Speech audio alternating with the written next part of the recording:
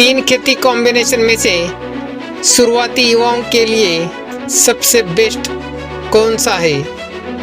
Combination 1 सब्जी plus प्याज plus हल्दी। कॉम्बिनेशन 2 मिर्च प्लस टमाटर प्लस गेंदा। कॉम्बिनेशन 3 पपीता प्लस सब्जी प्लस दलहनी फसल। अगर आज खेती शुरू करना चाहते हैं लेकिन मन में डर है कहीं पैसा डूब गया तो, अगर फसल खराब हो गई तो, अगर मंडी भाव गिर गए तो आप अकेले नहीं हैं। भारत में हर साल लाखों युवाओं खेती छोड़ते हैं, इसलिए नहीं कि खेती में पैसा नहीं है, बल्कि इसलिए कि शुरुआत गलत कॉम्बिनेशन से होती है और फिर कहा जाता है खेती में कुछ नहीं रखा, जबकि सच्चाई ये है कि गलत खेती में कुछ नहीं रखा। आज के इस वीडियो में हम एक बहुत ज़रूरी सवाल का जवाब देंगे। 3 पावरफुल खेती कॉम्बिनेशन में से शुरुआती युवाओं के लिए सबसे सुरक्षित, समझदारी भरा और प्रॉफिटेबल कौन सा है?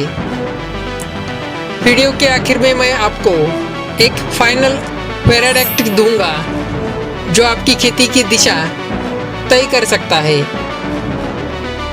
तीनों कॉम्बिनेशन की तुलना। कॉम्बिनेशन 1 सब्जी प्लस प्याज प्लस हल्दी।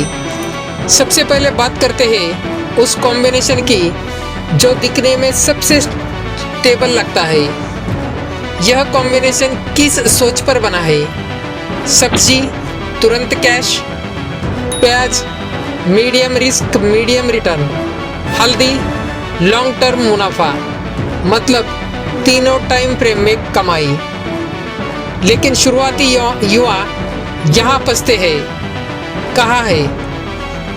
हल्दी में पैसा 7 से 9 महीने बाद आता है, प्याज में भाव का बड़ा रिस्क, तीनों फसलों की मैनेजमेंट अलग अलग।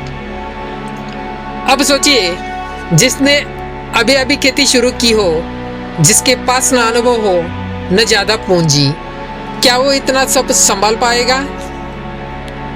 निष्कर्ष, यह कॉम्बिनेशन अनुभवी किसानों के लिए बेहतर है, लेकिन शुरुआती युवाओं के लिए थोड़ा भारी पड़ सकता है। तो क्या अगला कॉम्बिनेशन आसान है या और ज़्यादा रिस्की?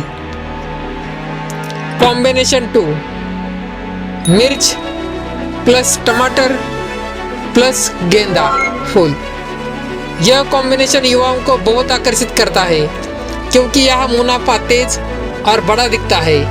इस कॉम्बिनेशन की सच्चाई: मिर्च हाई रिस्क हाई रिवॉर्ड, टमाटर वॉल्यूम गेम भाव पर निर्भर, गेंदा त्यौहार और शादी सीजन का फायदा। मतलब अगर भाव सही तो मिठाई, अगर भाव गलत तो सिर्फ सब्जी।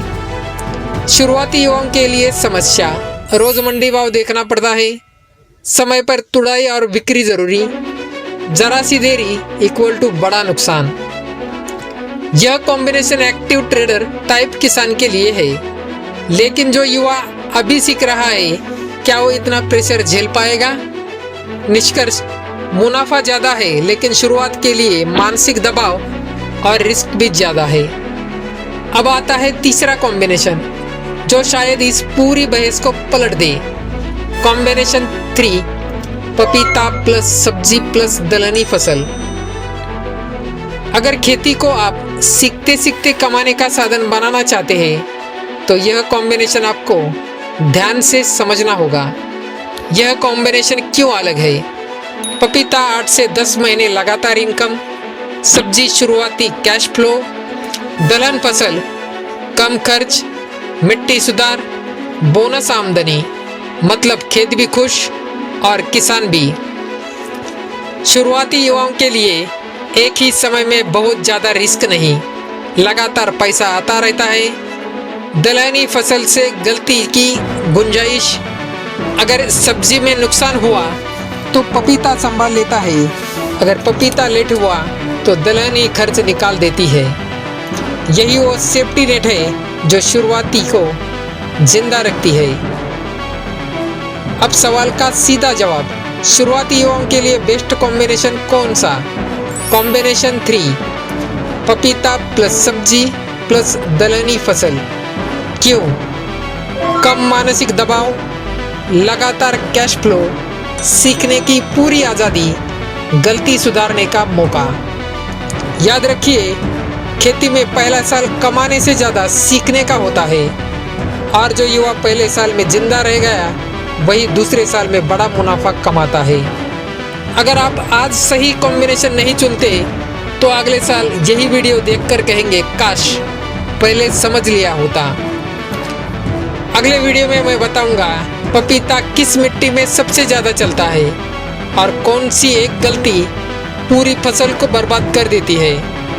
वीडियो पसंद आया हो तो लाइक करें, चैनल को सब्सक्राइब करें और कमेंट में लिखें मैं खेती सही तरीके से शुरू करना चाहता हूँ, क्योंकि सही शुरुआत आधी जीत होती है। धन्यवाद।